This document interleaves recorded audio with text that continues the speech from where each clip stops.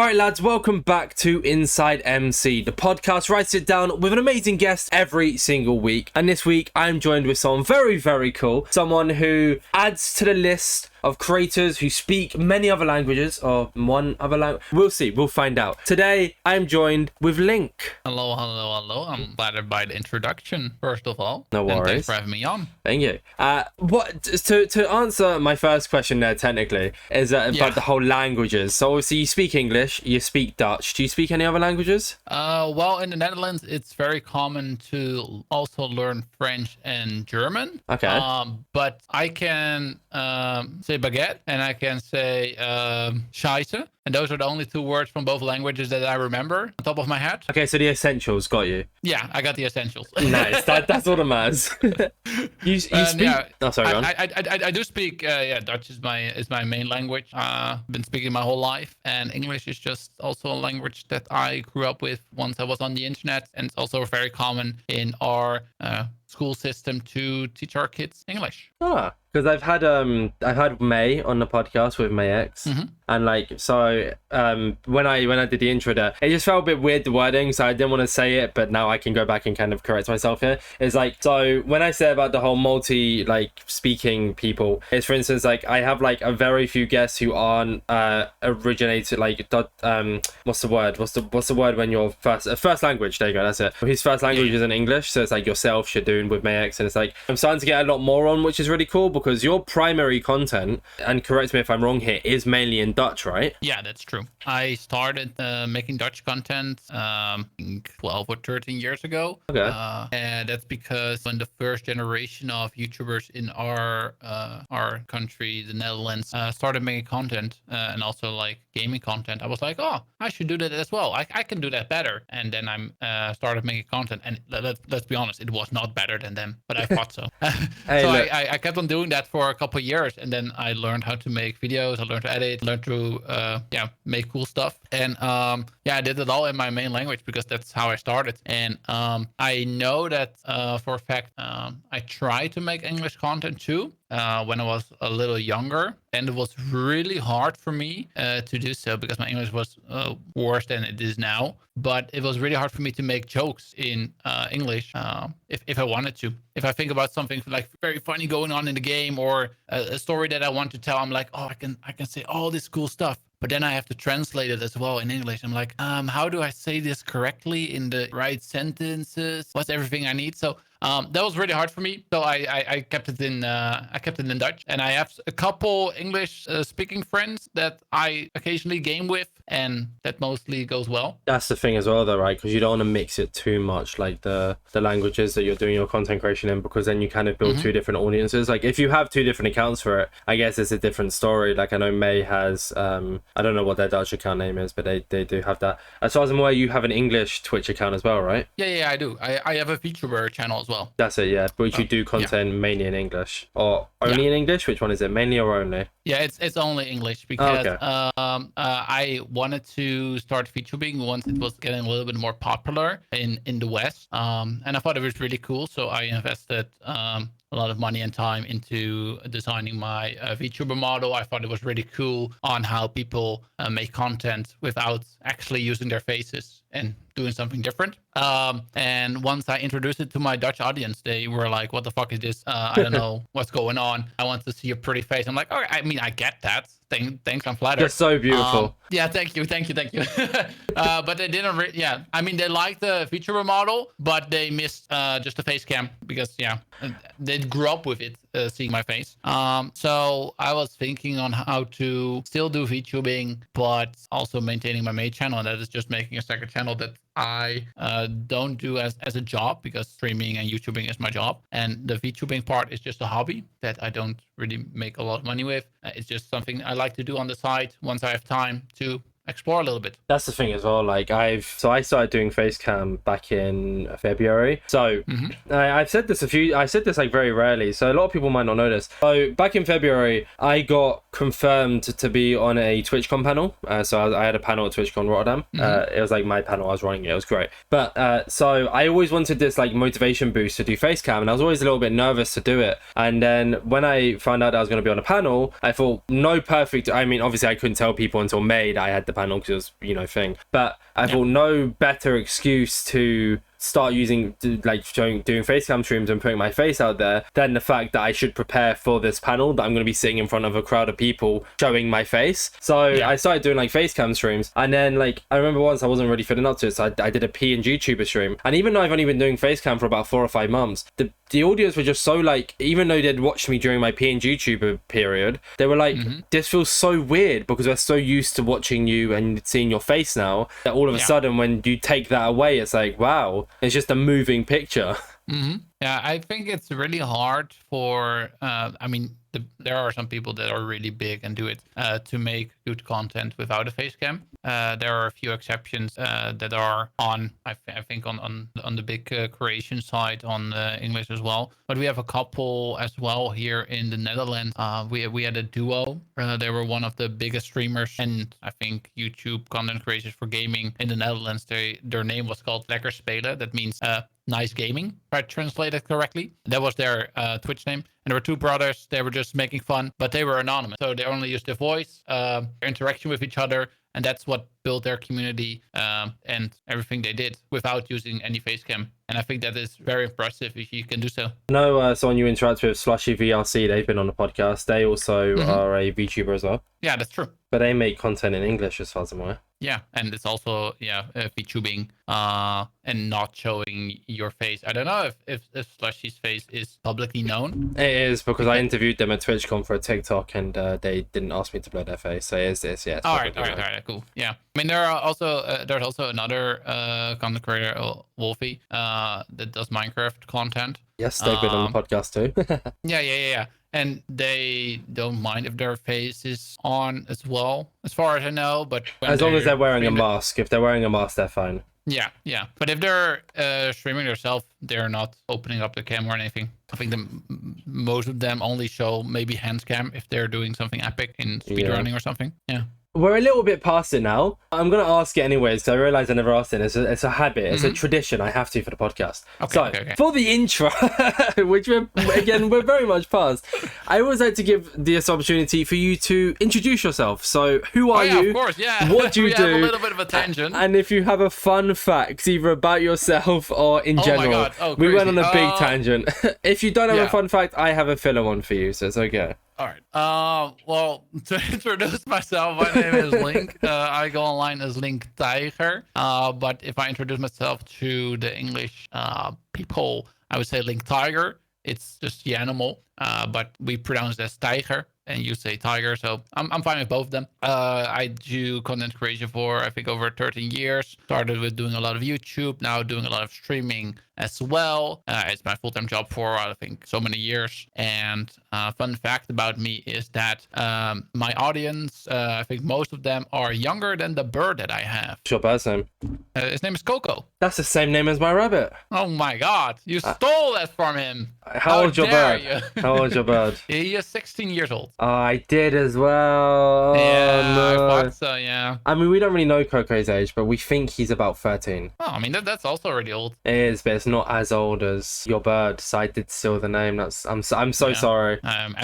You're forgiven, but not forgotten. I'm also sorry about something else as well. Oh my God. So I did a little TikTok talking about the MTC Twitch Rivals EU teams, and throwing it through it, I was naming people, and I made a few name pronunciation mistakes. Like last week I had someone called Michaela Dark Eyebrows on the podcast, and I pronounced her name during it as Michela for some bizarre reason. For you, and I know you said it's fine, but still, I pronounced your name LinkTijger. I didn't even attempt, you know, and I feel bad. So I want to make up for it now, and I want to attempt to say your name properly. I will go back to calling you Link after this. Can you say your name again, just so I get a reminder here? It's LinkTijger. LinkTijger. Yeah. It's the Dutch G. The we are known for that. Yeah. Oh, nice. Okay, but I've avenged myself very quickly. Yeah. But I know that I think 95% of the people that see my name that are English speaking, they would just say it as LinkTijger, and I'm completely fine with it. I think I actually did say, maybe I said LinkTijger. I might have said that. Oh no, because of the J. That's just butchering it. I know. I can't remember. I should have fact-checked myself.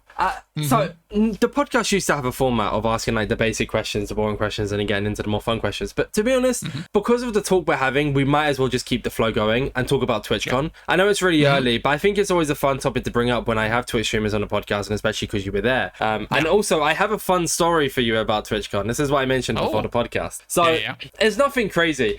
So on the first day of TwitchCon, so what I typically do when TwitchCon is in Rotterdam, we go in on the Friday and then we go home on the Tuesday, pretty much every single time. We did it last year and we did it this year, me and my partner. So, and I think it was the Friday. It might have been the Saturday, but I'm pretty convinced it was the Friday because it's badge pickup. We were on the same train going into TwitchCon, and I recognized you and I knew who you were, but something kept telling me that it wasn't you. And I guess it's not really a fun fact, man. It's just more of me being silly. And you're walking around and you have your, oh god, I'm gonna butcher the name, Winraw bag. Oh no, how do you pronounce it? Yeah. I mean, yeah, so you had this like I think it's pronounced Winraw. I'm sorry if I'm butchering it a little bit. You had that bag, and I remember you going down the escalator, and I don't know if we locked eyes at any point, but I kept just looking at you. Sorry, it sounds really weird. It doesn't mean to be, but I kept looking at you. And I said to my partner, "I think that's Link. And she was like, "Just go up and ask him." I asked them, and I was like, "But I don't know. And I think I don't because I obviously I've seen a bit of your content, but without being like an avid fan, it's why I don't go to meet and greets because I don't really watch people's content like fully. It feels a bit weird going up to them and being like, oh my god, are you? And if you are, I didn't really have much of a conversation build on because we didn't know each other. And it's like I kept looking, I was like, I want to go up to him, And she's like, just go up. I was like, no, and I just kept staring at you. And I think at one point we looked eyes, I just looked away and carried on walking. And it was just like, that's it. That's pretty much the story. It's just funny that like I saw you and I had the opportunity and I just didn't. Yeah, I think if you start up the conversation, in my mind, I would be like, how do you know me? Because I make Dutch content. And if I get approached by someone who doesn't speak Dutch, I'm mostly looking around in my head like, all right, what are the places that I might know you or have you seen me? Because I'm normally not on a lot of English speaking platform, so I would for sure ask those questions first of all. There were two, so to answer your question for the sake of it here, because obviously I've invited you on the podcast, so I knew you.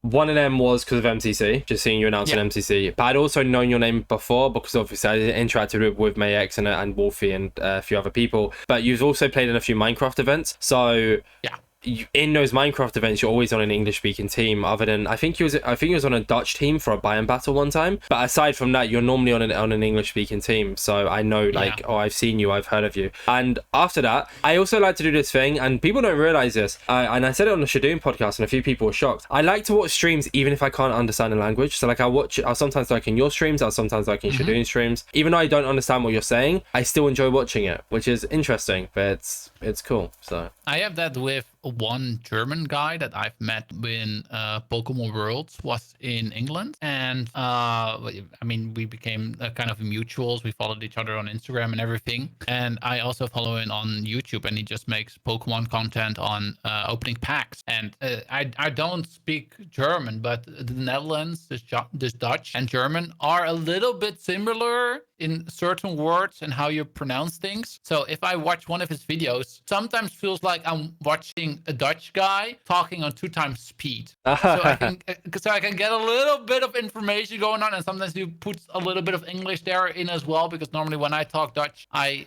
also tell a little bit of English inside of my vocabulary. So I can still understand it a little bit, and I get maybe that's the same for you. If I talk on my stream or someone else talks on their stream and you don't know their language, they sometimes put out words that you may recognize, or when they say something in English, you can piece it a little bit together what they're talking about. Yeah, if you hear like the same word to the same reaction, like say you die or something, you have the same reaction over and over again. At one point I can make out what the word means anyways, just because I'd probably be saying that word if I had that reaction kind of thing. I am going to be open about something again as well though. So I have 4.5k channel points in your stream. Oh damn. But I've just realized I'm not following. Damn, the follower. So, oh my god. I'm following now, but I didn't want you to like go after this podcast, see that I've just followed you and be like, wow, he was lying about watching me. So I'm being open about it now that I do watch your streams. I just realized I was never I do this a lot because I lurk a lot. I'll like I'll be in like a scene on Twitter or something, and I'll just open up a stream and just watch it while I edit, but then I'll just never focus, because like, most of the time it's sometimes on mute as well, and it's like I never focus on following or like interacting in chat. I'm pretty sure I've never even typed in your chat, but I have 5k channel points without following. So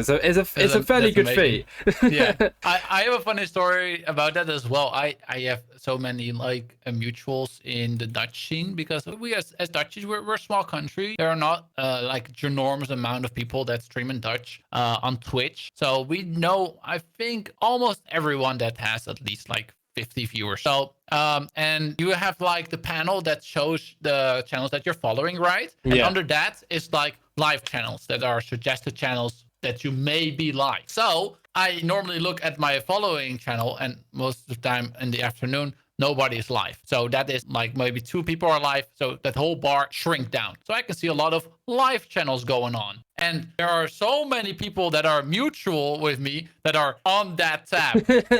and every time I'm joining their stream, I'm like, oh shit, I don't follow them, but I don't want to follow now because I've known them for like 2 or 3 years and it will be a follow with shame. But I've been in their chat, I think 2 or 3 times each week. So I cannot just start on following. And one of the time I was doing in golf with your friends or another game, I think Liar's Bar with someone. And I was putting everyone's Twitch channel in my description on my YouTube video. So I went over to Twitch, I typed in everyone's username, and then I could copy and paste it in the description. And one of the guys, I was like, oh, well, I'm not following, but he's not live streaming. So I could sneak in the follow. So that's what I did. And I kid you not, 10 minutes later, I received a screenshot in my Discord DM of the same guy that told me, bro, are you kidding me? Why are you following me just 10 minutes ago? What's going on? I'm like, I was not sure about this, but I think I never followed you and I don't know why. So he was ranting all about it the next stream he was doing. And he was also streaming with another mutual that I know. So she was like, oh, how dare Link doesn't follow you?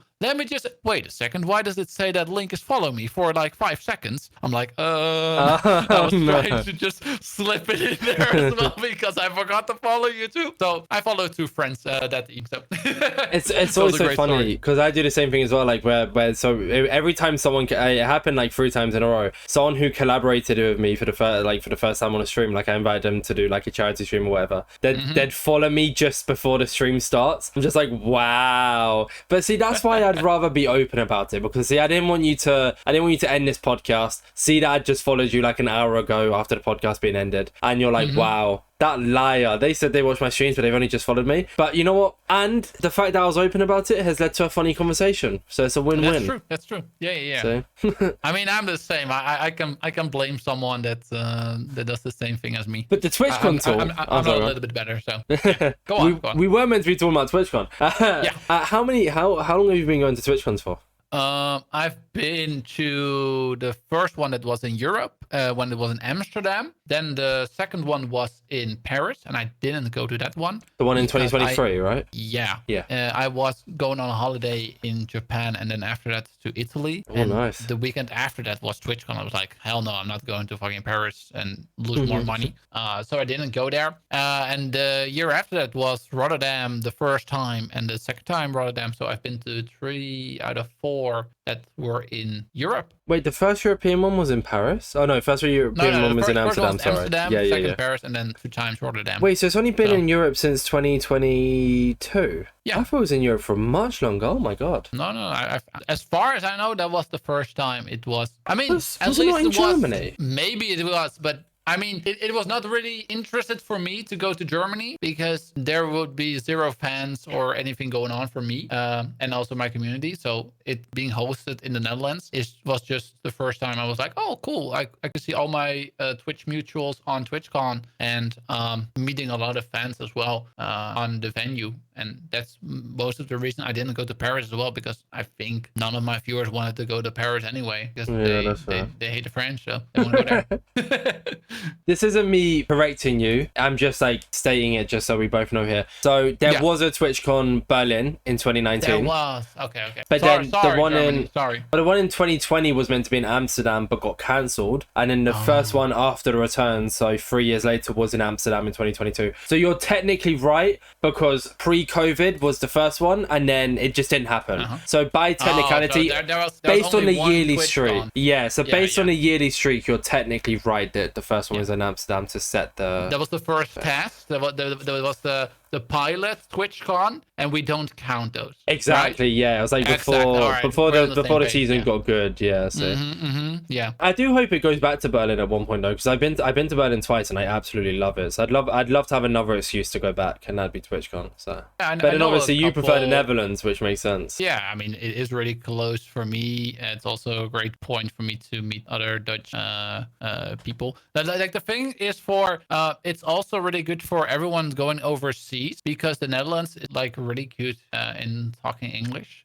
For instance, if you go to like France, Paris in general, if you go there as an English-speaking person and you don't know French, most of the restaurants or people working there will be like baguette, baguette, baguette, baguette, baguette, croissant, and they don't want to talk to you because you're not speaking their native language, and they refuse to talk English. Most people, and that's the difference with us in the Netherlands. We grew up with talking English as well, so we understand it and we can have a conversation with almost everyone there. That's why I like it as well. Yeah, no, because I went to Luxembourg last week, last Monday, and like they obviously speak like German, French, English, and Luxembourgish, and like there they were also like nice and really catering to like the fact that I couldn't speak anything other than English. Rotterdam was also the same. When we went to me and my partner, because we ate out like places because I can't really eat fast food, and they were all really accommodating. And then, but when I went to Berlin, I have a really good story which I won't say too much because it's just so unrelated to the podcast. But we went into this like one cheese shop and they were selling like cheese and alcohol. And I know in Berlin it was like quite common to just walk around the streets drinking alcohol. Like, they didn't really care too much, which was quite fun. So we went in and we bought like cheese and alcohol, and then as I walked out I realized he'd mischarged me. Like, he charged me for the alcohol twice and not the cheese, and the alcohol was cheaper. So I went back in and said like, look, this is like £6 cheaper than I meant, or €6 cheaper than I meant to pay. Like, can I pay the difference? He was like, no, it's okay. I said, what do you mean? It's like, it's my mistake. It's fine. He was like, just leave it. And I was like, oh. And I said to my partner, I said that I think the reason he was so willing to, I mean, there was two ways I could have gone about it. Either I walked off and I got the discount anyways, or I went back in and he appreciated the honesty, so he gave me the discount. So relatively speaking, it was a win-win. But I felt better going back in and telling him, because I was willing to pay the €6. But, he didn't want to take it. So like, even there, like in Berlin, they were quite accommodating to the English language. So whereas I feel like in England they're not always the best, I feel like. I don't know. I mean, that's really nice of them. So yeah, sorry, I know I keep kind of steering from the TwitchCon talk here. Sorry, it's just try not to talk about TwitchCon Impossible Challenge. Hey, we're having a fun conversation. I mean, we're just having a nice chat. The podcasts over the years, like over the last few months, they're still an interview, but they've kind of just become a chat that gets uploaded to YouTube, and I really like it because I'm still going to interview and ask you questions, but at the same time, we're not rushing. We're not just straight interviewing. We're actually having a nice talk. So I like this. But so for the for the TwitchCon segment here, as we like you said, impossible to talk about. So in regards to Rotterdam, we'll specifically talk about this year. You had quite an eventful one, right? Because you went. How long were you there? Because actually, this is like a two-part question. Firstly, how far away from Rotterdam do you live? If you're happy to say, without doxing yourself. I can be there within an hour. Okay, so you didn't stay in a hotel, I imagine, or you did? I did, but that was because Daddy Twitch gave me one. So why did Twitch give you a hotel? I was the featured streamer of this year. So I was doing a lot of promotion for the event on my own social medias, Instagram, on Twitch as well, telling all my viewers they should come, what they can expect. And I had the obligations to do, which was doing rivals. And I was like, fuck it, let's do both. So I did I did the Fortnite one and I did the MCC. And yeah, that's it. That's what the things I had to do for Twitch. So how did the featured streamer, how did that come to be? I got contacted by the person that does everything for Twitch the Netherlands, but also does a couple other countries. She is from Italy, so she does Italy as well, and a couple other countries. Okay. And she's our spoken person if anything goes on in Twitch. If we feel like we have something really cool going on, we can spar with her and tell her, all right, we have a cool idea to grow Twitch a little bit, maybe a huge event, maybe Twitch could help out a little bit on the promotion side, maybe put us on the front page for those hours or some other stuff. And I've been in contact with her for over a year, and she asked me if I wanted to do TwitchCon as a future streamer. So that's how it came to be. And I was like, hell yeah, I wanted to go there anyway, so I can do cool stuff. Oh, that's actually really sick. That's actually really cool. Yeah. Oh, and I think because your face was on one of the billboards, right? No, I was not on the billboard. Was you not? No. There were Oh, sorry. a couple people that were featured streamer last year. Some of them are ambassadors from Twitch, and they got featured on the billboard. They didn't ask me for a photo shoot, so I didn't have to go to the hairdresser or anything. So I just had to show up and do the cool things. I think that's outrageous. Your face should have been plastered everywhere. Who knows for next year? Nice. They haven't contacted me yet, but I think it's a little bit too early. Maybe I will be. Maybe I will be. You've also, like you briefly mentioned there, you played in 2 Twitch rivals actually. So we'll talk about the first one of the weekend. Fortnite, you said. Yeah, Fortnite was the first one that I asked to be part of, and that was duos Fortnite tournaments with how many? I think 20 teams of 2 people. And it was a tournament that competed, I think, around 4 rounds, one of which was to use all the weapons. Second round was only using close quarter weapons, then only long range, and the last round was pickaxe only. And I had to ask one of my friends to join me in my team, and his name is Duncan. He's a really funny guy. He's actually one of the better people that I know that actually played Fortnite with me. So this is a great fit. I know him for many, many years, and he would also love to compete in a Fortnite tournament with me. So I asked him, and he said yes, and we did the tournament. Did you win? Let's see. We made a lot of friends along the way.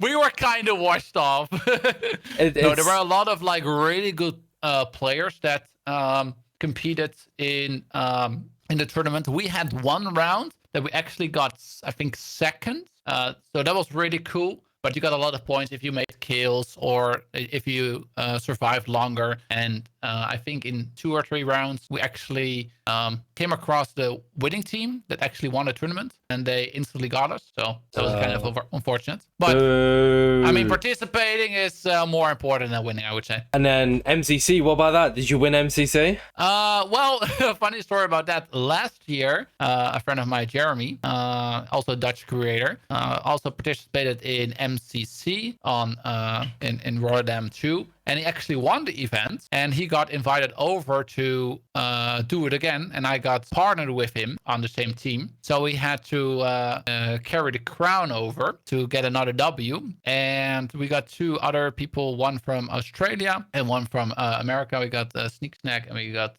Maddie Milkberry. We got on our team. It was a really fun team. Yeah, it was so much chemistry going on. We had a lot of fun. It was really hard for us to practice beforehand because we had like 3 different time zones going on. Like 2 of us were from the Netherlands, of course, so Europe, one from Australia and one from America. So getting everyone on the same time was just impossible. So that was kind of unfortunate. But once we meet each other and it was an instant click, it was really fun. And with that being said, we got 9th out of 10.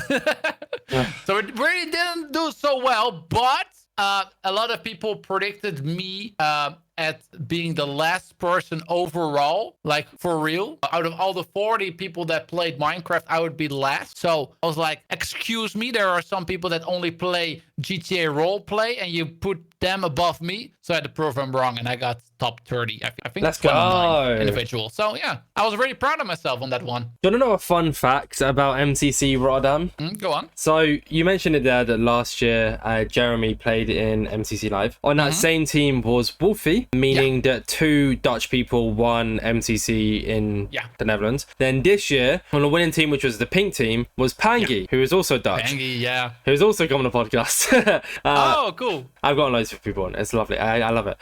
He's a really nice guy. Keeping the Dutch win alive. So technically speaking, when MCC definitely happens in Rotterdam in 2026, whatever team has a Dutch person on. So yeah, so realistically speaking, if you're on a team, you don't want there to be a Dutch person on another team because it reduces your chances of winning. But if there's not, that makes it 50-50. Yeah, exactly. But if there's not, you 100% win. So look at it that way. You next year when you get in, just say, look, I'm happy to play, but you can't put a Dutch person person on a different team to the team that I'm on? Well, what we really want is to have the Dutch people be represented a little bit more. I know that for 2 years in a row, there was a full-on German team, and I think it was the same team as well. They got second twice. Yeah, there's a full Spanish team. They're really good. They're amazing Minecraft players. They're just bonkers. It's just unfair how good they are. But I think I've talked to a couple people from Twitch or TwitchCon in general, and I was like, please make it happen. Just a full-on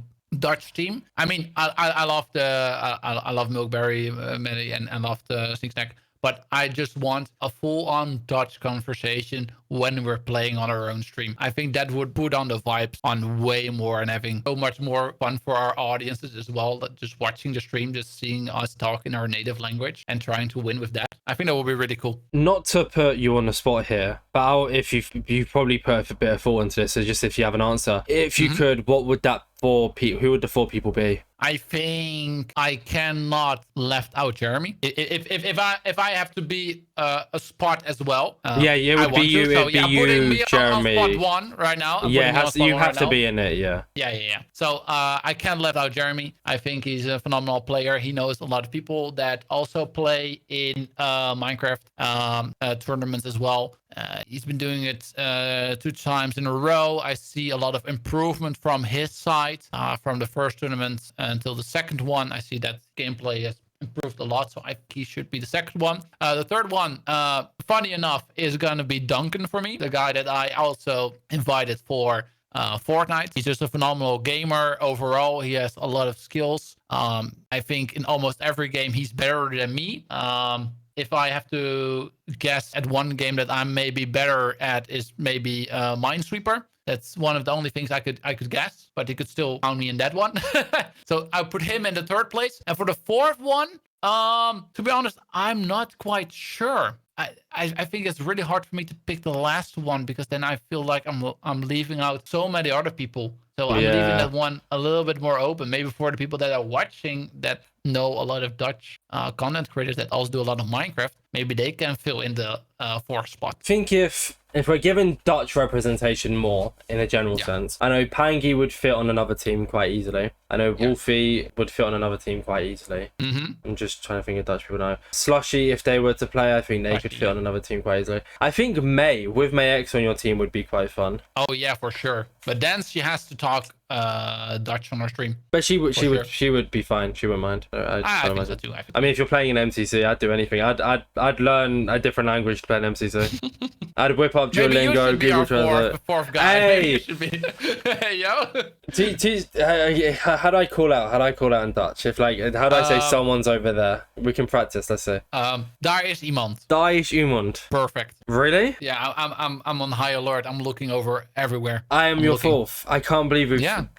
There you go. We don't need the viewers. Perfect. Okay. I will reach out to Twitch Rivals. You reach out to Not Screw and we can set us up. All right, perfect. Got you. Okay, we'll do that. We'll do that after. We can sort it out after the podcast. Yeah, we'll do it after.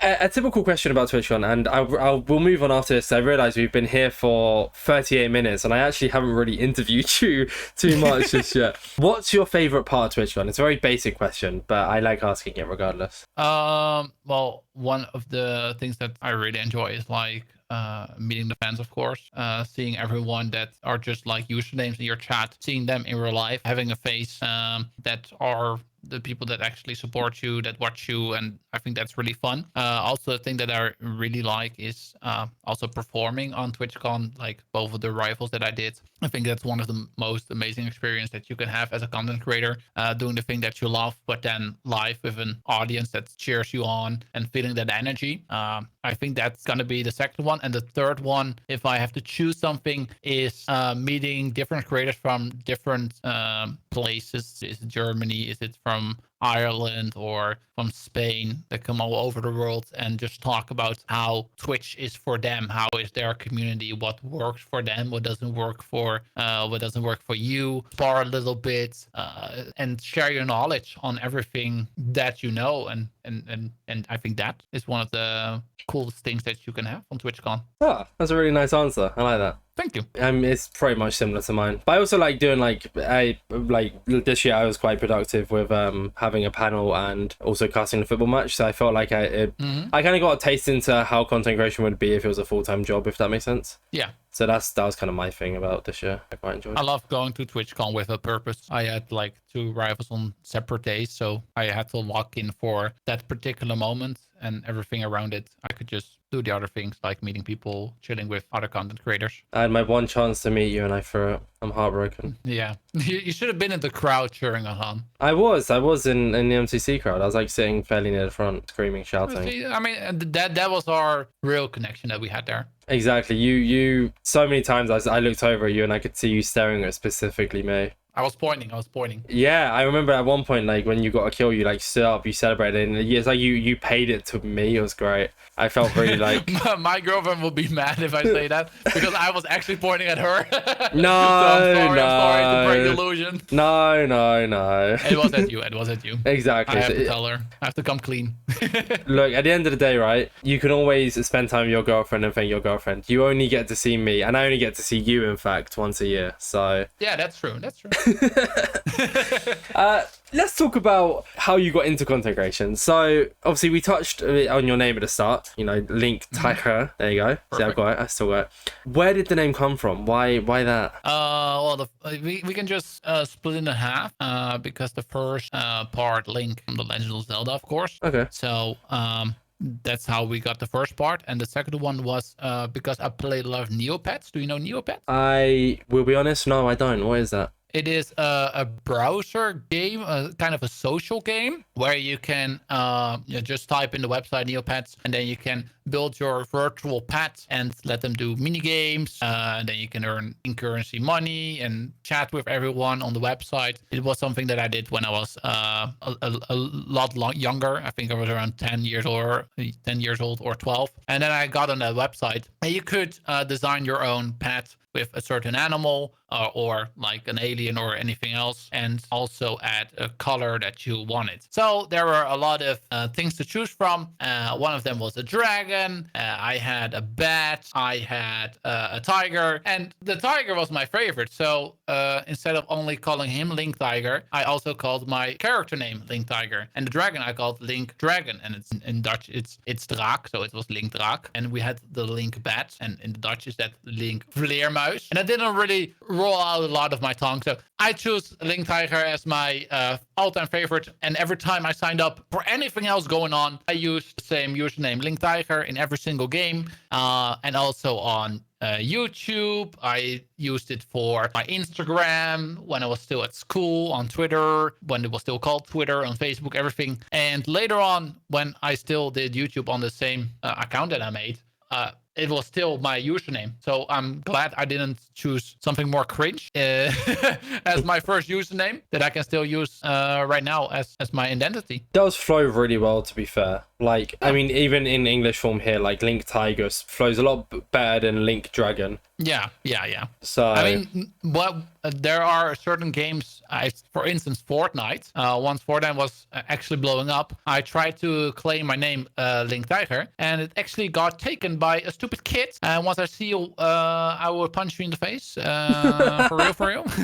So that's when I take Link Draak as my second name, and that one was not taken. So on Fortnite, I am called differently. Are you not able to like appeal and get the name though? Because I'm pretty sure there's like a way, if you have the name on every single platform ever, where you can just claim the name. I think so, but you can't. We are not. Yeah, I don't have any contact with Epic Games, and I think they don't really give a fuck about Dutch content creators at all. I don't think they give a fuck about anyone who isn't famous.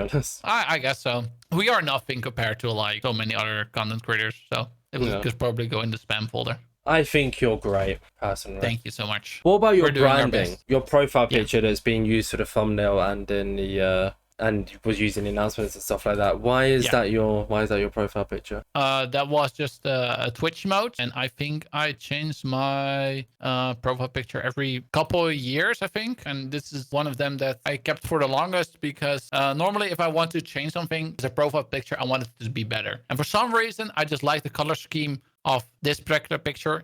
People are sleeping on the color yellow. I think it's an amazing color. It just jumps out. If you go to Twitch, everyone has a super dark picture and it's not really coming out. And then you see my bright yellow with green saturated picture with a yellow circle going on. And you're like, oh, what's going on there? So I immediately goes over there. So that's what I did with my profile picture. I think it looks pretty cool. Fits. I mean, I don't like, so InsideMC has like a few different episodes. So it has like last month InsideMC, which is pink. It has Inside the Video, which is blue. It has InsideMC, which is maroon. I made a joke and I said the next series is gonna have to be piss stain yellow at this rate, because I'm using all the colors. But you know what, the yellow you use is quite nice. So maybe I just steal it. Maybe I just do the little the you know when you color pick thing and just steal your profile picture. I have I think I used the same color yellow for so long, and I actually didn't remember the code. So I have a pixel that I made in Paint with that color on my desktop with the code of the color. I have that here. I'm gonna send you a screenshot. And I can steal it. Perfect, thank you. Yeah, look, there is an icon on my desktop with that color with the code underneath it, so you can show it. Oh my god, the way that's actually so funny. Yeah. So I can never forget or lose the color. I love that. It's one of those little things. Like I have something similar. Where like that's it. So I've never mentioned this on a podcast before. So I have an InsideMC folder for what's called for like everything. So for I save all the graphics and everything, right? So the Spotify thumbnails, which are just like the profile pictures, but just in a maroon box, right? Yeah. For some bizarre reason, I just never changed it. The folder name is just called Bin, and then Bin 2 was for midweek MC, and Bin 3 is for Inside the Video, and they're all just called Bin. There's like I don't know why I can't remember why I called it Bin, but yeah, that's literally just that's the secret folder name. It has no correlation to the images, but yeah, you just have to stick with it then. I just like, I love little funny things like that where you just have this random pixel or random thing on your desktop, and it's like you either have an explanation for it or you don't, but it's just this thing that just shouldn't really be there, but it's there anyways. Yeah.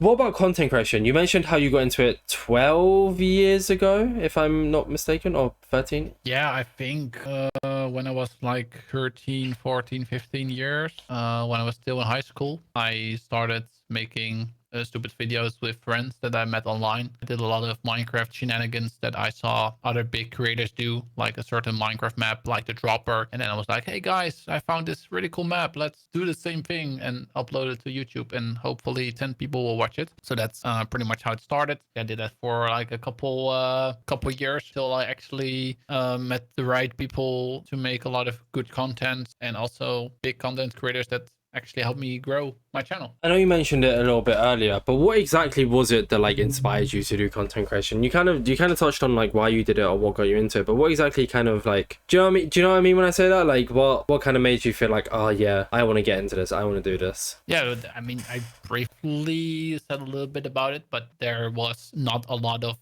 gaming content creation in the Netherlands. There was one big channel. It was called Daily HD, if I translate it.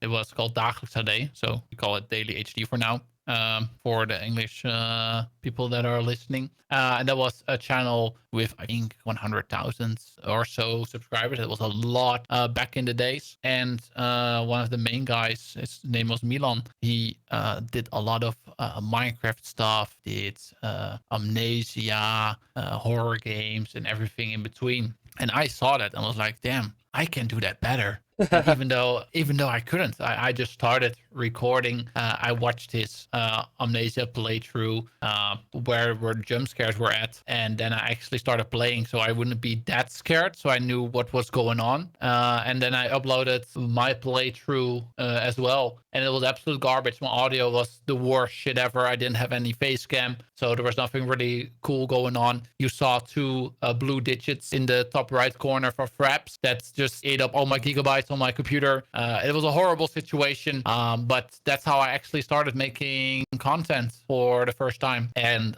later on, I watched a lot of English channels as well. One of my childhood creators that I watched was Sly Foxhound. I don't know if you know him. I've seen a name. Yeah, actually, we're kind of mutuals right now, so that's kind of funny.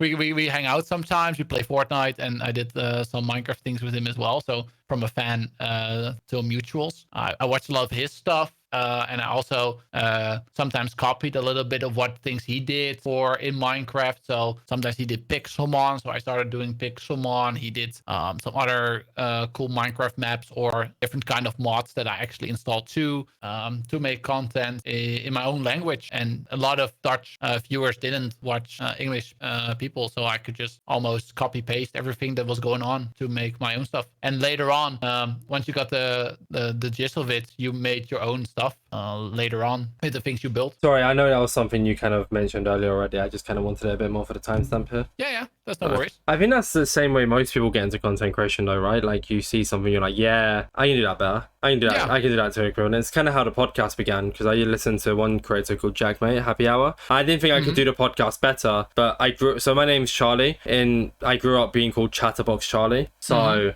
like when I saw this podcast and I listened to it, and I was like 80 episodes deep at this point, I was like, yeah, I could do something similar to this. I could yap to people and interview them, and I pretty much did the exact same thing that he's doing, but Minecraft. So yeah, that's fun. That's how you. I don't see it as like completely stealing. It's just taking an idea and make it your own, and that's the beauty of it, of content creation, to get something and make it better or something unique. Right. Let's throw a few fun facts at you here. I know I said like I like to do stuff in question form, but I'm gonna say some things that I know about you, and I want you to build on it, because I don't actually really know this about you. I just had someone give me a lot of facts about you. So apparently, you used to have a yellow cat ear beanie, which you burnt in a video and cried. Okay, that is the whole summary of it. But you're missing a lot of context. Yeah, that's why I'm making the statement and letting you give me the missing pieces here. Yeah. Of course. As I said, like yellow is one of the best colors.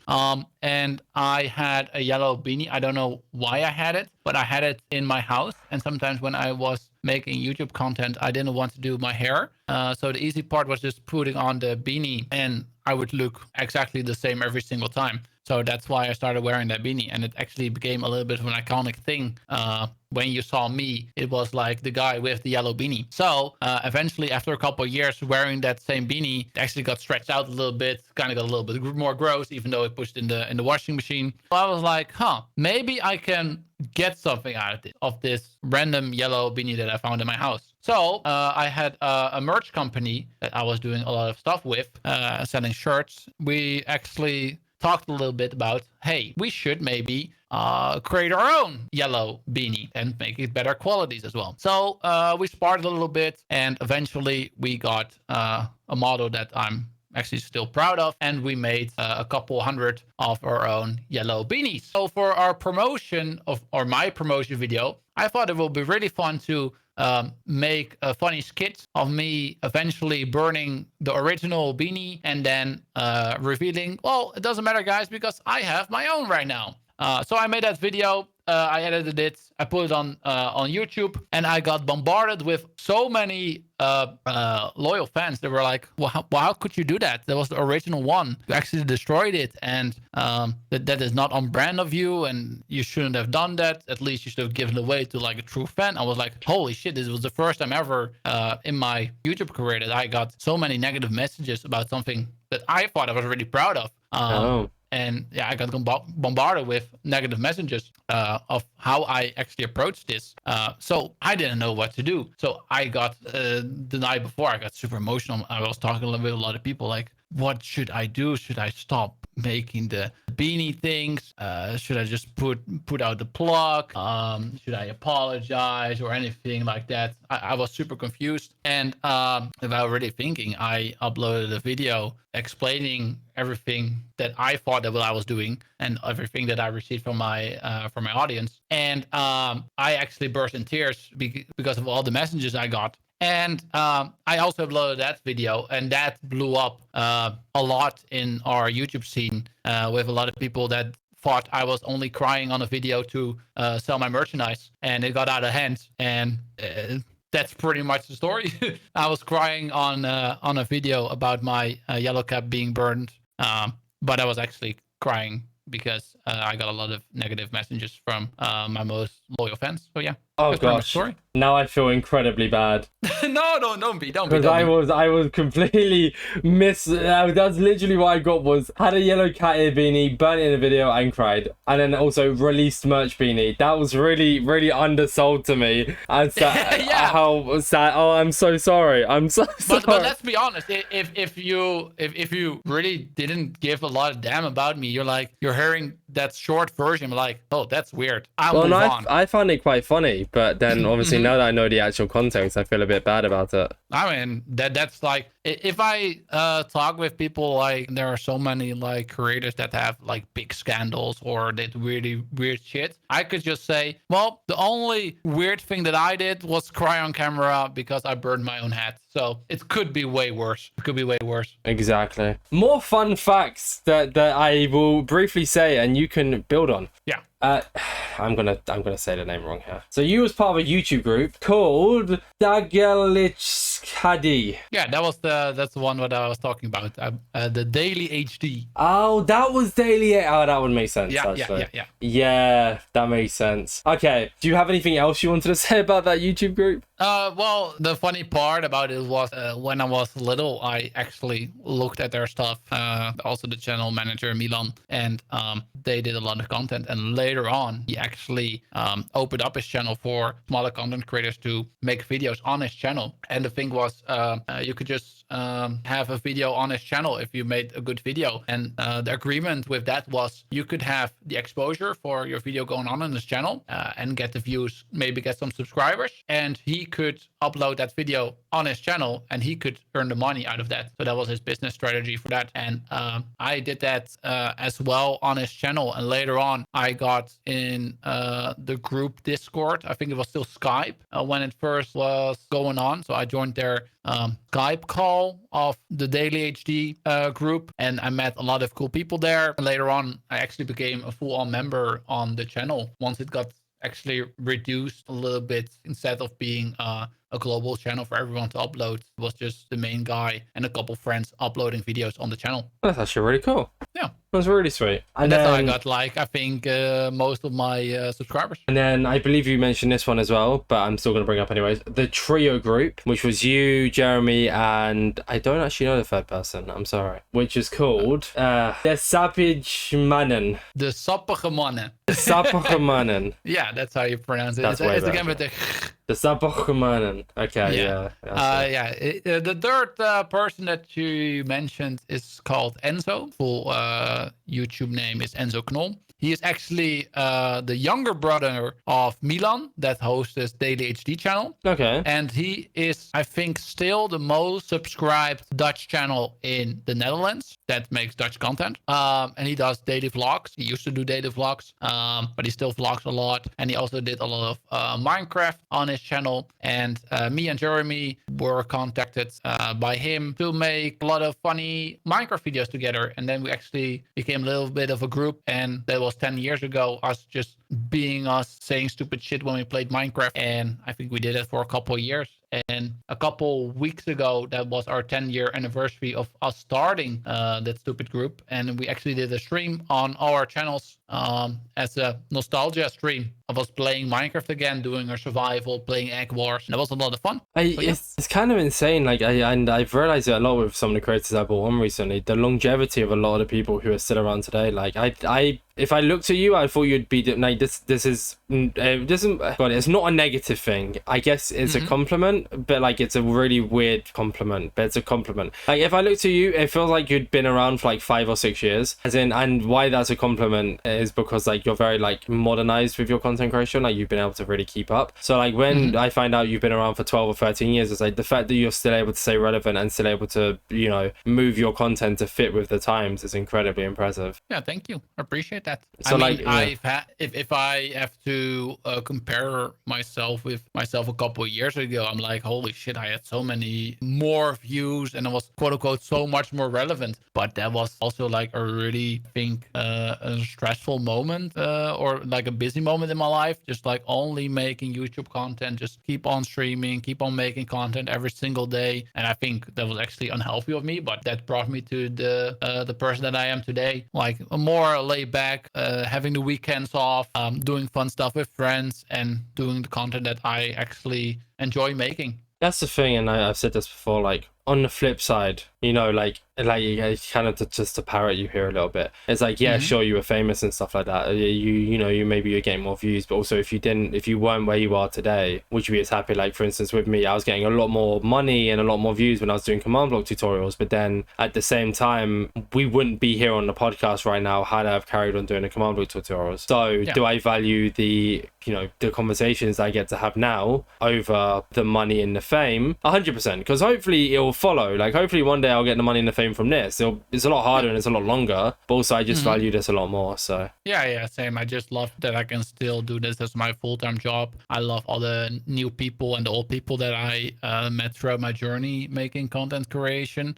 So many people that I've been doing this for maybe over 10 years. One of them is like Jeremy and Enzo and so many more. But there are also like a couple people that are on Twitch. I think they blew up, like, I think maybe this year that I've actually met. There are like amazing people, and I love to talk with them about content creation, because maybe this is their first year actually getting traction from people watching their content, and I love to see how they handle everything going on, like all the viewers coming in, the first sponsorship, and all that jazz that comes on. So I think that's really fun to see, and then also being a part of everyone's blowing up again, like new generation of content creators. What's your like favorite, and it doesn't have to be your most successful, it doesn't have to be like, you know, the best one for like the audience. What's your favorite period of content creation? Just something that, like, you know, either did really, really well and you enjoyed it, or maybe didn't do too well but you've really enjoyed it regardless. Oh yeah, I did a lot different let's plays or weird stuff. I had like so many different type of content creation. I can pin out a couple videos that I am super proud of that I made. One of them is video that I made, I think almost a year ago on my main channel, and that's called me winning the Great SMP Hardcore. That's a Dutch that was actually the next one I was going to bring up. yeah. So what is it? Yeah, sorry. Yeah, it is a server that Jeremy made with Duncan and a lot of other people behind the scenes that actually helped organizing that. It was a server for a lot of Dutch content creators to be on the server for 3 or 4 weeks, play Minecraft, but it's hardcore. So if you die in the game, you die in real life. No, actually, if you die in the game, it's over. No more content for you. You can't respawn. So a lot of people from the Netherlands that play a lot of Minecraft joined the server. A lot of people that never played Minecraft in their life joined the server. There were a lot of people that never interacted with each other, made content, and it was really fun. And it was kind of a big thing in the Netherlands when first started the first season. It was not ginormous. So once that one was done and it was successful, Jeremy and Duncan made the second season, and that one actually blew up. Like, so many different people came over to Twitch. Our viewers skyrocketed like 10 times more. If a person had 700 viewers, now they have 7K people watching them. It was absolutely bonkers. It was an amazing month to stream and do Minecraft content on the server. But going back to your first question of videos that I made is on the first Create SMP, because I actually won the entire event by being an epic gamer. So the video is called I Won the Create SMP Hardcore, and it was a 1 hour and 30 minute I would say movie that I made of all my streams and all the different things that I did on the server. And a couple things that I like to highlight about that video. It's completely in Dutch, so if you don't know Dutch, it will be harder to understand. Well, subtitles, so you can put YouTube subtitles on. I mean, that's true. I can highlight 2 things that or maybe 3 things that I really enjoy about that video is I'm a really goofball when it comes to Minecraft. I can get bored really fast, so I do stupid shit. And in Minecraft Hardcore, one thing you don't want to do is die. Well, that was the Minecraft version where they actually introduced the hardest mob kill in Minecraft, and that's called the Warden. So I thought it was a good idea to actually go to the ancient city where they spawn, made a whole staircase and let them spawn and give them a name tag. Oh gosh. And I brought them all the way up to the overworld and just let them roam around for everyone to see. Everyone was scared shitless. Everyone on the Discord was like, what should we do? This is crazy. If they see us once, we were gonna die. And I was just having my good old stroll, bringing so many of the wardens outside in the overworld. And eventually I thought, everyone is scared and is now hiding in the nether. So what if I bring a warden to the nether? So a friend of mine actually saw that happening, and he was also on the server, and he made an AI funny song about it, like LinkTijger put the warden in the nether, and it was a super catchy AI song, and everyone loved it. So that's a whole big thing that goes on in the video, and I made a little bit of a video clip in the video as well about that song, which was really fun. And another thing that was really cool about the creator SMP was that to win or to go further, you had to eliminate people. But it's also really hard to actually kill people, because in the back of my head, I'm like, if I kill someone, it's over for them. They can make more content. And I'm really cautious about that a little bit. So I had a fun idea to quote unquote kill someone, but not actually killing them. And what I did was grabbing a carved pumpkin and put the cursor of binding on it. So a person that was really on our head all the time, I made sure. So you have to get off your helmet and step on that pressure plate, otherwise we'll kill you. And they were like, okay, I'll do it. And then they actually got the pumpkin on their head and they got really nerfed. So there was no way for them to win anymore, because if you don't have a full set on, you just don't win. It wasn't your worries, yeah, it was a really fun way to still have that person inside, but not being a threat anymore. So what I did, I had a team with Jeremy and Duncan, and I thought everyone was scared of us because we were three of the most experienced Minecraft players. So I thought it would be fun to troll my friends a little. So what I did was make my own trap. I placed a carved pumpkin offline in that trap, and I walked myself into that trap in our own base, our secret base. And I was like, who did that? Jeremy, did you do that? Oh, Duncan, did you do that? And they were like, no, I haven't done it. I haven't done that. So on stream, like they muted, they were like, no, chat, for sure, I didn't do it. And both of them were like, oh, we didn't do it. And I was like, chat, who did that? Was that Jeremy? Was that Duncan? Was that someone else that was in our base? Everyone was like going full on detective mode, searching everyone's stream, getting any hint of anyone placing that trap. But I actually did it myself. But nobody knew except one guy, because what I did was ask him to make a custom texture pack. Instead of curse of vanishing, it would say curse of binding. So I actually put a curse of vanishing pumpkin on my head that I could actually remove. But nobody knew. I love that so much. Oh my god, so that's for so like good. The whole evening, everyone on Twitch was like, who did that to Link? And at the end, I pressed, all right, chat, I have to stop the stream. I'll see you all tomorrow. I don't know how to fix all of this, but yeah, I'll see you tomorrow. And I pressed the button on my stream deck, and I got a whole cinematic waiting there of me role playing that I did this all to myself. And everyone was shitting their pants. They were like, oh my god, absolute cinema, what the hell is going on? So that's really and then fun did you part take the about that pumpkin video. off, I'm guessing? Yeah. Just revealing like, haha, yeah. That's I can really take it off smart, actually, whenever. putting on the curse vanishing instead of curse of binding. I didn't even think about that. Yeah. So nobody knew that for the whole evening. And I kind of wanted to wait for the reveal at the final, but I was so scared I would die before that. So yeah, and also if someone started attacking you, I had to put it on right there. plus if someone started attacking you because they saw you as weaker, you'd have to take off the blind and like the pumpkin and then put on your helmet, and then it kind of take away from the whole fun. So I see why you did it. So yeah, and eventually, like even the server owners like Duncan and Jared didn't know about it, but some of the actually developers found out eventually that I didn't have the right helmet on. So maybe later on they would actually tell Jeremy and Duncan what was actually going on, because there was a lot of things going on behind the scenes of, all right, well, Duncan didn't do it and Jeremy didn't do it. So someone was actually in our base, and it's not, you cannot go into each other's base when everyone is offline. So someone actually broke the rules there. So they had to find out after stream what was going on. And I mean, we're amazing players, but we're not actors. So once we know something, we cannot really play it off. So that's also a really good reason for me to actually reveal it on right there and there. Exactly, not tell them, yeah.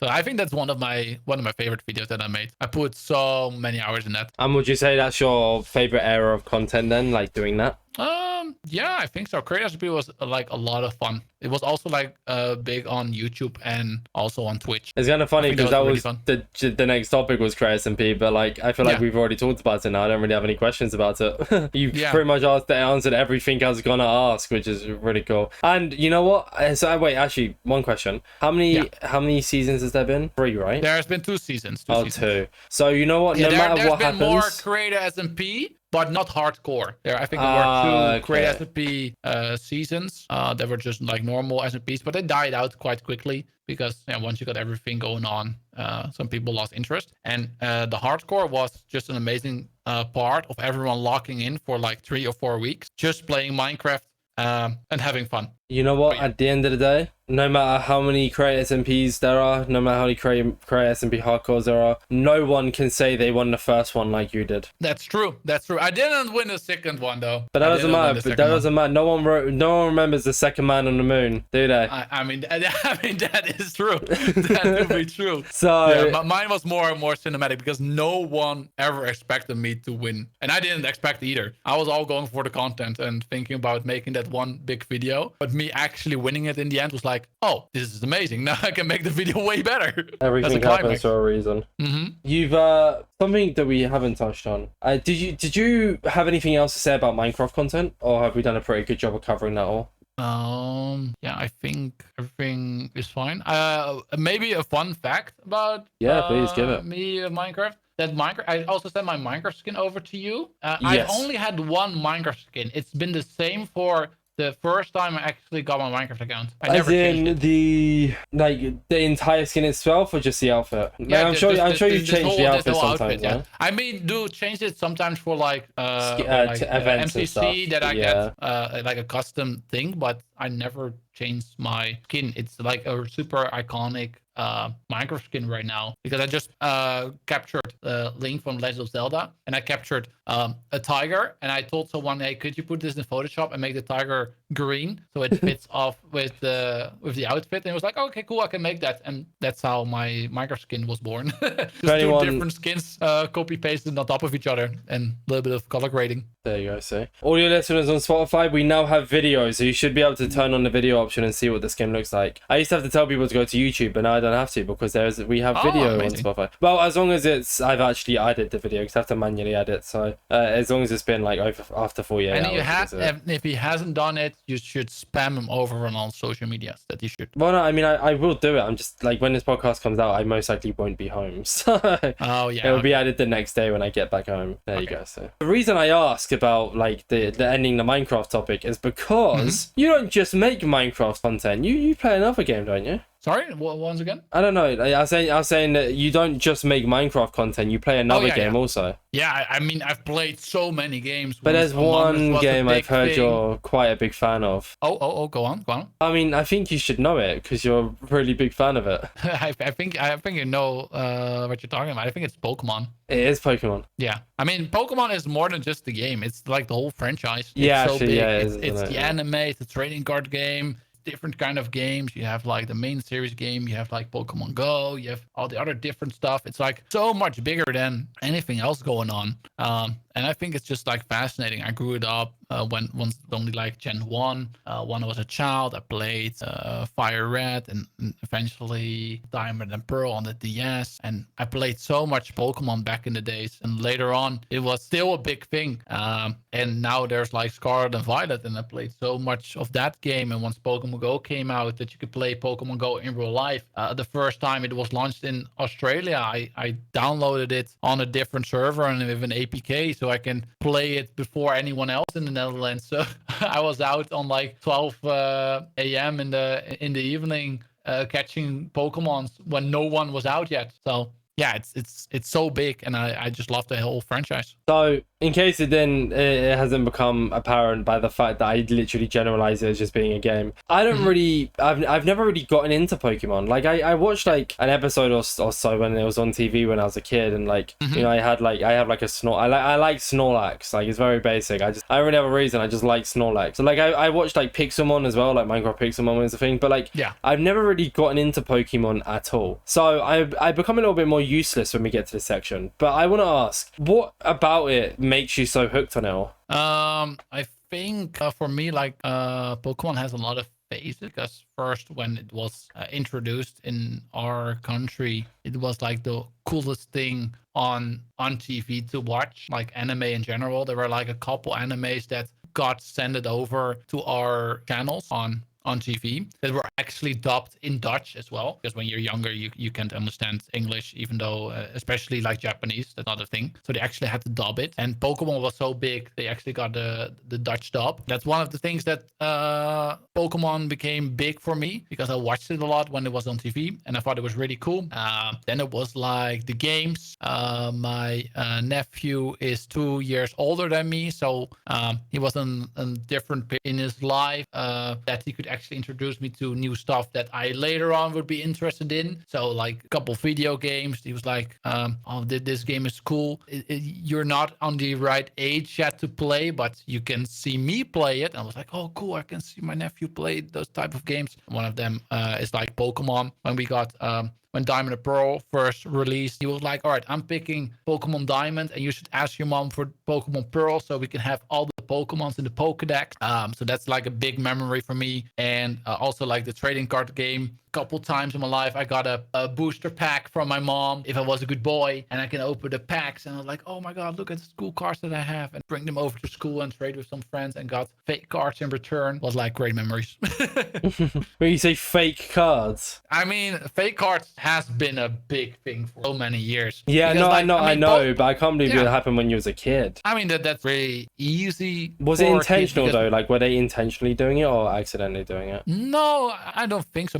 Maybe they just like, oh, look at this cool card that I have. Do you want it? We can trade it. And maybe sometimes you trade fake cards for fake cards. But it's just sometimes we just don't know if it's fake. Some parents just like, oh, they're so expensive, the cards. I can print them myself, so my kids can get so many cool cards that are super expensive, and that's how they get into the whole trading sphere with children. Yeah, I think it's a problem that doesn't have a solution for smaller kids. But if they're happy with their fake cards, they should be. It's a great way to still introduce and let your kids play with it. yeah, that's fair. I was just curious because like I know like I've seen it before, like people buy fake cards back and then they get graded and it's just like this massive scam. I was just curious if it's like accidental or like genuinely on purpose kids were going out and scamming you. So I mean, there are some kids that would do that. Yeah. I think my issue is like I'd love to get into Pokemon, but my thing is if I haven't done it since I was a kid, I find it hard because like I feel like I'd have to. I always like to know things from the start, and like it doesn't have to be from the very beginning, but like, you know, when you're a child, if you follow it since you're like 5, right? Yeah. That's once you turn 25, that's 20 years of following Pokemon. But then if I get into it now, I have to make up 20 years of lost time, and it's just like I don't want to do that. It's like with WWE, I love WWE, but because I was English and my parents weren't exactly the richest, we never really paid for any of like the WrestleMania or whatever. So I'd love to go back and watch it, but also at the same time, like be into WWE, but also at the same time I don't know all the lore and stuff and I want to know the lore, so I just don't get hooked on it because I don't want to lose that time. Yeah, I mean it's quite hard to actually jump into Pokemon, because when it first got released there were only 151 Pokemon in the Pokedex, and now it's over 1,000. So actually knowing every single one, there are different variants or of certain Pokemons that are different but also still the same with the same name, and sometimes Generations Pokemon and stuff. yeah, sometimes they do have a different name, but they still look alike and they're relatives from each other. It's getting quite confusing if you haven't been caught up with it. But there are a lot of people that started playing Pokemon once Pokemon Go was a big thing. And later on, still, like maybe 3 years ago, a lot of people joined Pokemon Go too. A lot of people, the only thing that they know about Pokemon is Pokemon Go.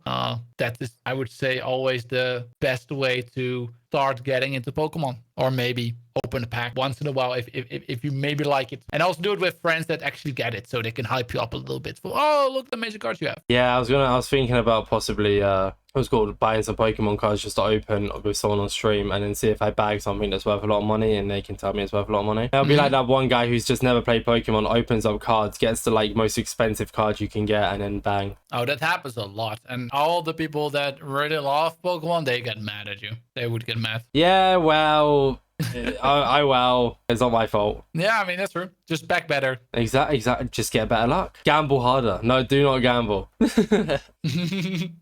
What's your okay? I have a feeling based on what you said, but I'm gonna ask you regardless. What's your favorite Pokemon game? I know we're going back to the whole game thing, but you know. I mean, I quite mentioned it a lot. I think Pokemon Go is the best because it has longevity. It's been over 9 years since the game got launched. I did have periods that I didn't play for a couple months, but right now I do play it occasionally when cool events go on. But that's one of the most sustained Pokemon game that actually gets new content every single time. I do love the main series games when they come out. I play them a lot. I maybe shiny hunt a little bit that are Pokemon that have different colors. I like doing that. And one of the games that I really enjoyed from Pokemon was a little bit of a standoff generational game that's called the Legends series. Pokemon Legends Arceus was the first one, and that was a game that was about the past of Pokemon. So one of the characters got transported into the past, and then everything work differently from what you normally see in Pokemon, with like throwing a Pokeball and encountering the Pokemon. So that was a really refreshing look on the Pokemon franchise. So that's what I really enjoyed. A new one is actually dropping on October. Legends ZA, it's called, but it's also a game not from the past but from the future. And I'm really excited about that one coming out in October. And if I say one more Pokemon game that I really enjoyed, that is Pokemon,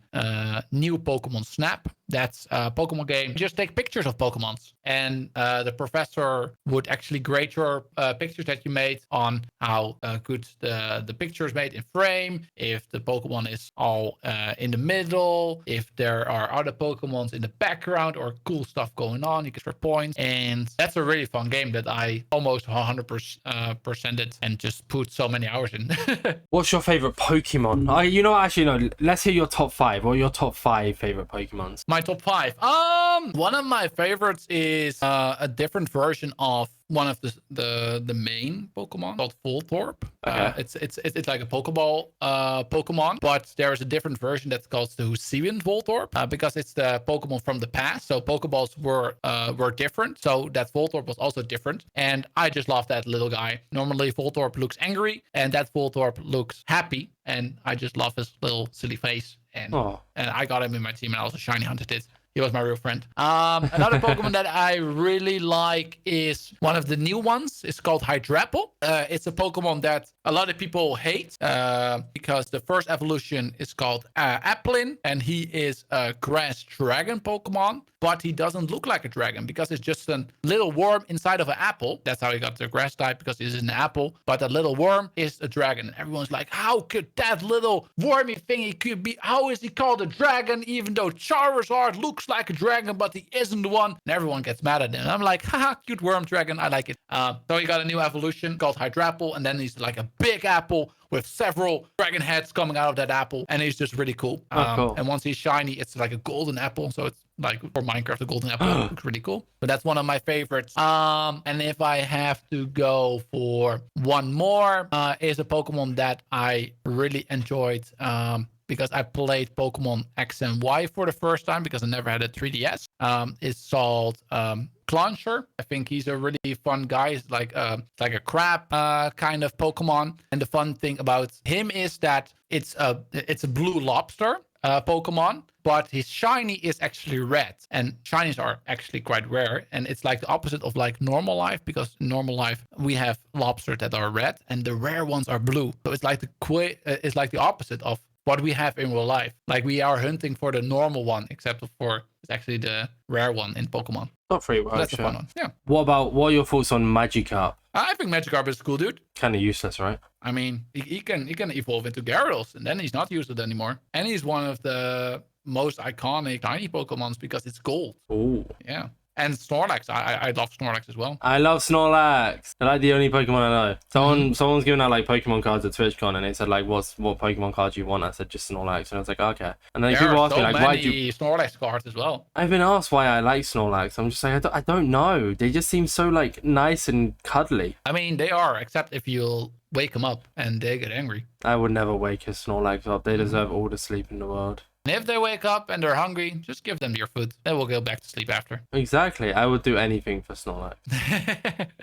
Sorry, I don't really have too much to say about the whole Pokemon topic. I don't really know too much about it. Like, if I was proper Pokemon, I mean, I think we have a Twitter question or two regarding it. But like, if I was proper into it, I'd like Minecraft. I've been able to ask loads, but I just don't know enough about it. Sorry, I just wanted to bring it up. I mean, I know you really like about it. Pokemon. So I mean, if you have anything you want to say about it, go ahead. I don't know what to ask about it. Sorry. I think I'm good on on everything. I would just ramp out for another hour, I think.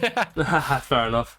So something that I discovered about you is apparently you run an end of year award show of some sort. I did that for actually last year for the first time. So, oh, it's the first time. Okay. Yeah. What is it? What is it about? There are a couple streamers. I think two of them that actually do award shows at the end of the year. One of them is awarding the best streamer of the year, the best female streamer, the best male streamer, the best group streamer, and all that jazz. And it's always the same categories. It's kind of boring. And there's also another streamer that does a lot of awards with the most monka-ass moments, the best hype moments, the best jump scare moments, the best baby rage moments, like the best chat message or best TTS. And that show is amazing to watch because a lot of content creators give their clips the best moments and they get in the top 5 and actually get a winner. That's a really fun show to watch. And I thought I want to show more of my content that I made from the past year because I thought 2024 was a really fun year that I did for streaming. So I asked my community to look at all my clips from the past year and show me the good stuff, and I would make certain categories for certain clips. For instance, like the best IRL clip, the best moderator, the best VIP, and all that kind of jazz. And then I actually made my own award show that was like super crappy that I did all by myself with one stream deck, switching perspectives on a green screen and loading up videos that I made in advance of people announcing the winners and showing off the nominees. And I thought it was really fun to do. So maybe I will do that this year as well if I find enough clip to make enough categories. As you let me think of a category that you could add. You might already have it. Most Papega chatter of the year. Ooh. I'm not gonna out them, but I already know who has to win. Yeah, there you go. See, and you can out them. Tune in to the Link Awards. I believe that's what it's called. Link Awards on when is it? Do you have an idea for this year? It will be at the end of the year. I think it will be one of the last streams I will ever do. So at the end of December, if I do it. Ever do? Are you quitting? No. I'll ever do this year. That's a concept that I have. I don't think I will ever do it, but that's what I think about. If once I want to like stop content creation, I do a lot of subathons. I do it once a year for like a month, and then that's the cap. I thought it would be fun if you go out, you do a subathon, and once the timer hits 0, you never come back on Twitch. So it could go on for 2 years if people keep on paying, but if it ends in a month, you won't come back after that. So quite literally take their money and run. Yeah, literally. If you still want to see me tomorrow, just make sure that the timer stays on until tomorrow if you want to tune in. If you really love my content, give me all your money. Yeah. No, I like it. It's a good strat, to be fair. Yeah, if you want to get a send off, but also cash in, I think that's a fun way to do it. Speaking of the subathon, the reason we're recording this on a Thursday is because next Monday your subathon begins. Yeah, it will be. How many times have you done it now? Because she said it's a yearly tradition, right? I think this is the 5th or 6th year that I do it. I think. Oh, jeez, been going for a while. Yeah. And I do it every time on September because then Twitch gives out like the better deals for subs. So people can get like 6 months in advance, and end of the month there's also the thing of gifting more subs that are sponsored by the Valorant. I think it was last year. They give more subs for the subs that you give, and we get paid more. So that's a really good moment to do a subathon. Yeah, I should stream more in September. I never really stream in September, but I should because I can steal all my viewers' monies also.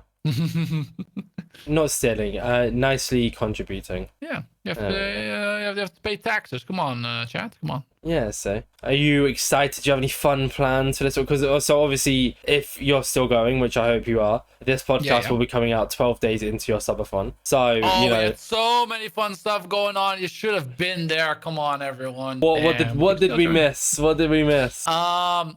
I have a lot of concepts that I have ready to do. I love doing IRL streams and also with like different people and do different stuff. I can maybe tell you a thing that I want to do. Maybe I've already done it once you're listening to this, or maybe I haven't yet. And that is a 5-minute eating challenge. Okay. I grab 3 other streamers and I also participate in it as well. And we present a specific thing to eat. For instance, a nap.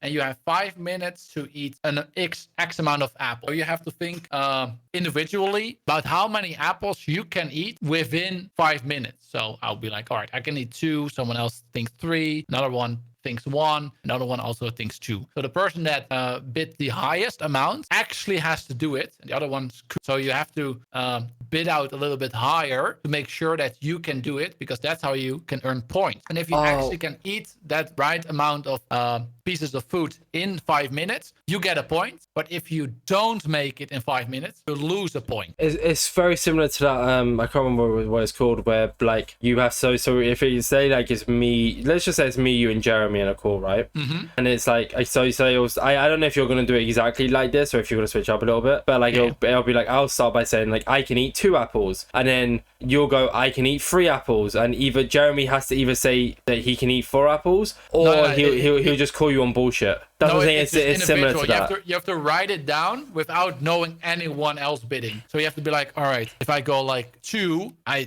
mean, I can eat 2 apples for sure, but there may be some other people that also answer 2. So I should maybe take the risk and go for 3 because I don't know what other people are bidding. So you're kind of overbidding sometimes, and you're inside your own head thinking about, oh, should I overbid or not? But you can also think, apples do fill up my stomach a lot, and there are more rounds going on, so I don't want this one. So I'm just putting on 1 apple, because if I actually get 1 apple, I'm eating 1 and I get the point easily if people are putting 0 in. So it's a little bit of a mind game before. That's what I'm saying. It's very similar to so basically how the other one works is just like kind of like I mentioned there, but you have to, it goes in a line. So I like the way you're doing it more. I think it's more fun. But the other way, which I was gonna say, I'm glad you're not doing it like it. So like if I go I can eat 2 apples, you go you can eat 3 apples. Jeremy has to either say that he can eat 4 apples or he calls you on bullshit. And so it's like a thing of like, is it like I know Link can eat 3, so do I risk 4 or do I just hope that Link can't eat 3 kind of thing? Yeah, exactly. Yeah. But I like the way you're doing it more. I think it's but I think it's better because like this one kind of forces a hand of like you have to say the higher number. You can't also go, oh, I can also do 3. Like it's just a thing of like you have to do. There's gonna be a little bit of more strategy going on. And if there's something going on that's like, oh, I hate that particular food, you just write out a 0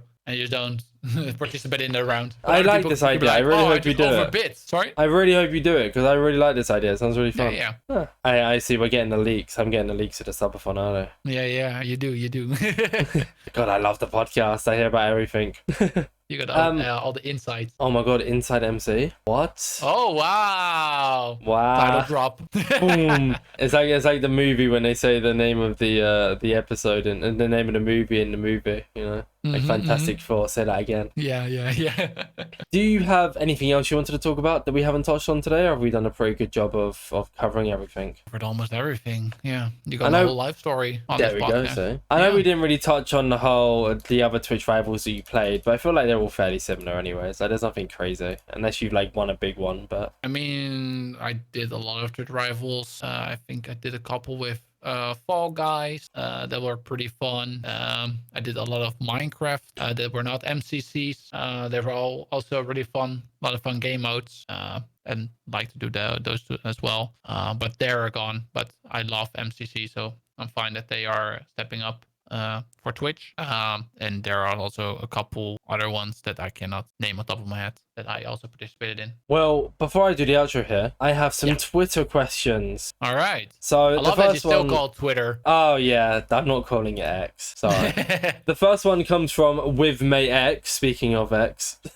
Oh, speak of the devil. Speak of the devil. When are you removing the 1,500 bit alert? Never. Just to despite her. So I've heard about this, but I'm not sure what it is. I mean, I I got a stupid sound alert. That is it is a Pokemon meme.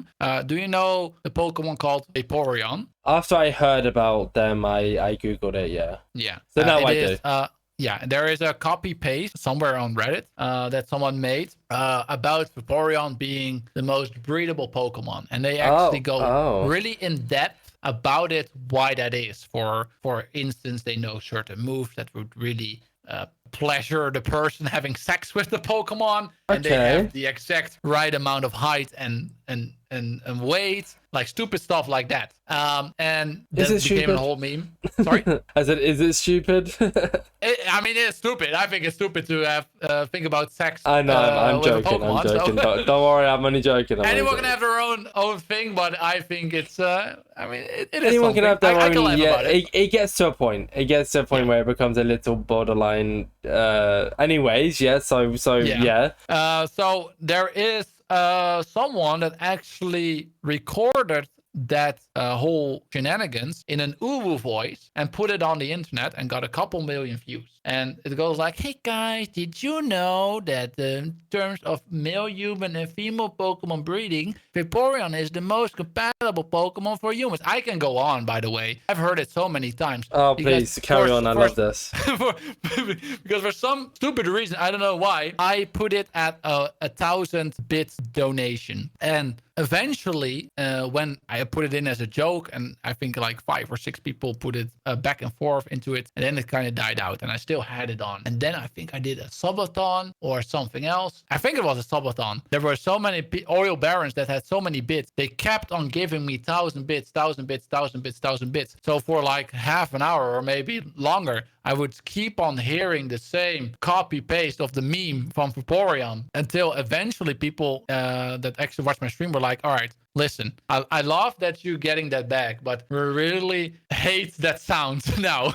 So could you please make it a little bit more expensive at least? So that's what I did. I made it 1,500 bits, and it was still a thing that happened in my stream occasionally, a lot of times when I was doing a subathon. So eventually, a friend of mine out of nowhere thought it would be funny if he did the Vaporeon himself, but then in Dutch. So he translated it and did it in Dutch and sent it over to me without me even knowing it. So I was like, that's quite funny. Let's make that a 50% chance of happening of the original one and then the other one. And later on, another friend came over and said, hey, I did it myself, but I made my own spin of it. And then another one, and then another person. And I got like 7 or 8 different versions of people reading the Vaporeon lines. And every single time, May comes into my chat. For some reason, it is amazing how she times it. The audio starts playing. Someone donates 1,500 bits every time she joins the stream. And she's like, all right, I'm off now. Goodbye.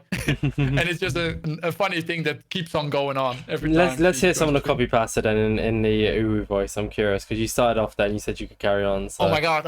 Oh shit. You don't have to do it. Well, you don't have to do it. Also, you don't have to do it loads. I just kind of want to hear a bit of it. Wait.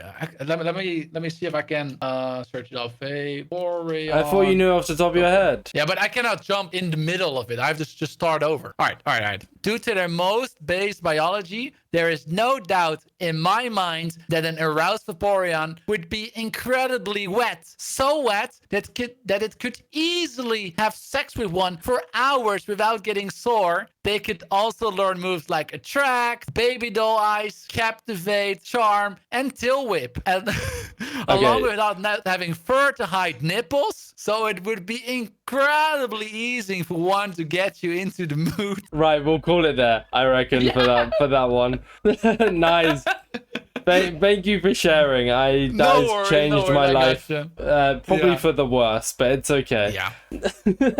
It is a weird copy paste. Yeah, it's a weird meme thingy. The second one comes from Servas, or Andrew even. They asked 2 questions, but I'm gonna ask the second one, which I feel like I know the answer to, but I'm just gonna ask it regardless. Yeah. If you're outside alone or with friends/family, is it frustrating if people come to you and ask you for a picture? The only time that I think it's a no-go is when I'm eating at a restaurant. Except for that, I'm pretty chill about it. If someone comes up to me, they enjoyed my videos and they want to say hi, I'm 99% of the times I'm like, hey, cool, nice meeting you. You want to take a picture? And then after that, we say our goodbyes and that's mostly it when I'm with people. It's a normal thing for me that people recognize me if I'm at a place that's public. If it's near my house or anything like that, I don't like it. They shouldn't be there to actually search me up. But aside from that, if I'm somewhere else outside, maybe doing grocery shopping, and people recognize me in the store, I'm all for it. I'm okay if people recognize me and say hi to me. I'm cool about that. Scenario time. Yeah. All right. So you're out in a shopping mall. Okay, let me finish the full story before you give your answer. Right, you're out in a shopping mall. You go to the toilet. In the toilet. In a shopping mall? In the shopping mall, yeah. Okay, yeah, okay. I just, for the sake of it. I mean, wherever you want to be, you're going to the toilet. In a restaurant, whatever. I don't know. Yeah, you go to the toilet. In the toilet, you meet a fan. Or a fan meets you. And they go, hi, blah, blah, blah. Fine, right? They don't do anything. Yeah. But then they leave before you and stand outside to wait for a picture. I mean, that's way better than asking a picture in the bathroom. Yeah, I mean, yeah. Okay. I would see that as someone that actually thought about it, that asking for a picture in the bathroom is kind of inappropriate and they weren't quite sure about asking, so they waited outside. But you'd be fine for someone to normal, wait. Yeah. Okay. Yeah. I know a lot of people I wouldn't mind that. I wouldn't mind someone waiting outside as long as they respected my privacy and afterwards. I was like, yeah, sure. But I feel like a lot of people are really I've seen people answer this question before and like, no, why would you wait for me? That's weird. But it's like also at the same time, like they just want to get a picture, you know? Oh yeah, I don't mind. I don't see a lot of harm into that. But maybe that's also because I'm a man and I don't get a lot of weird things throwing at me. I know a lot of female creators have some weird interactions with fans. Yeah, TwitchCon was really weird for it this year as well. Like I saw a bunch of stuff and I knew a bunch of stuff that happened to my friends and it was really bad. Yeah, so I can talk about them, but with me, I didn't have any negative experiences like that, so I can talk about that. But for me, I am okay with that scenario playing out like that. And the last one here comes from Mudcrip. So they firstly asked if you play Pokemon Go, but we've established that you do. Yes. So, and if you answered this earlier, apologies, but again, this is just for the Twitter question. That's why I'm re-asking the answer. What's your favorite Pokemon you've caught, and what's one Pokemon you wish to get in the future? Oh, I have several Pokemons that I really love. Like for instance, for Pokemon Go, there are different. If you catch a Pokemon, it's not like immediately the best Pokemon because they have hidden, or not really hidden, but they have certain stats or individual for each of them. It's called IVs, individual values, and that goes from 1 to 15 attack, 1 to 15 defense, and 1 to 15 HP. So if you have like a 15, 15, 15 on each part, it's the best Pokemon you could get. And I love chasing them. So I have a lot of Hondos, we call that Hondos, that I have in my Pokedex that I'm really proud of. But I also have some Pokemon that I actually chased because I went to different countries. For instance, I think 7 years ago or so, I went over to America for E3 when it was still a thing. And I actually caught original Pokemon that was only available in America. And that was Taurus, the bull Pokemon. And I remember quite vividly, I was in the cap and I was been chasing that Pokemon for a whole event. I was going in there and I was in the cap. I opened up Pokemon Go. I grabbed my camera and was like, guys, maybe if we go to the left right now, we're going to the towers. And I got it on camera, me actually capturing towers for the first time. And I still have it in my Pokemon storage, that towers that I caught in that cap. And even though later on it was way easier to get towers from events later on or anything like that, but that's still one of the more, I think memorable Pokemon that I've caught. And also certain Pokemon that I caught with certain people, or that I traded because I didn't have it, or that I've been chasing the whole day or maybe longer, that I finally got a specific shiny that I really wanted.